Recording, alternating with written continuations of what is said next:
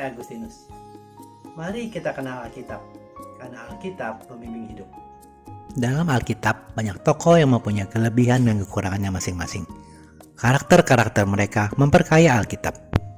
Kita bisa belajar banyak dari karakter tokoh-tokoh Alkitab ini. Pada kesempatan kali ini, kita membahas tentang Nabi Daniel, salah satu nabi besar di Perjanjian Lama. Bagian pertama ini kita membahas sejarah Daniel saat dibawa ke Babel untuk bekerja dalam istana raja, yang dapat kita baca dari Daniel bab 1 ayat 1 hingga 21. Daniel termasuk salah satu dari banyak pemuda yang tidak ada suatu celah, yang berperawakan baik, yang memahami berbagai hikmat, berpengetahuan banyak, dan mempunyai pengertian tentang ilmu. Mereka diambil dari tanah Israel untuk bekerja di istana Raja Nebukadnezar. Mereka diajarkan tulisan dan bahasa orang Kasdim. Dididik selama 3 tahun sebelum bekerja untuk raja. Untuk keperluan mereka, raja menetapkan bahwa mereka mendapatkan makanan dan minuman sama seperti yang disiapkan bagi anggota keluarga raja. Selain itu, di ayat 7 dapat kita baca bahwa mereka ini diberi nama lain, yaitu nama dari bahasa Kasdim. Daniel diberi nama Beltazar, yang merupakan gabungan dari kata Bel, yaitu dewa orang Kasdim, dan Sazar atau Teazar, yang berarti disukai. Jadi nama itu dapat diartikan disukai oleh dewa Bel atau pangeran Bel. Daniel adalah pemuda yang takut akan Allah. Hal ini kita ketahui karena tindakan-tindakannya kemudian.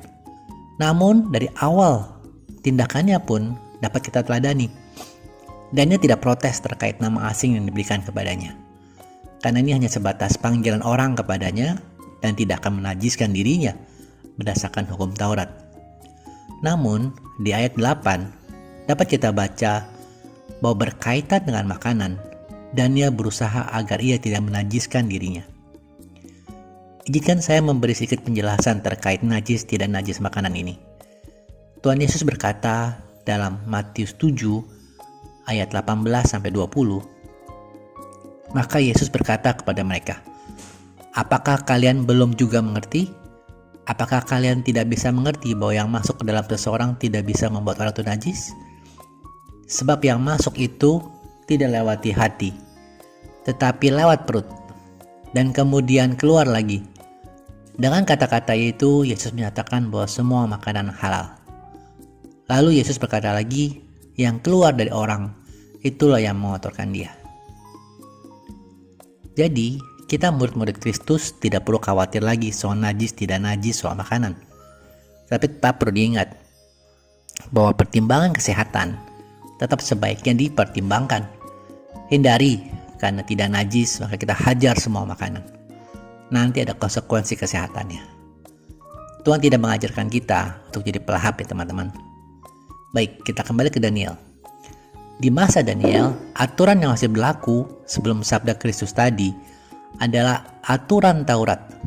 Cukup banyak kalau jika mau baca di Imamat 11 ayat 1 hingga 46. Sehingga Daniel bertekad untuk menjaga kekudusannya dengan menghindari santapan dan anggur yang biasa diminum raja, dengan hanya menyantap sayur dan minum air.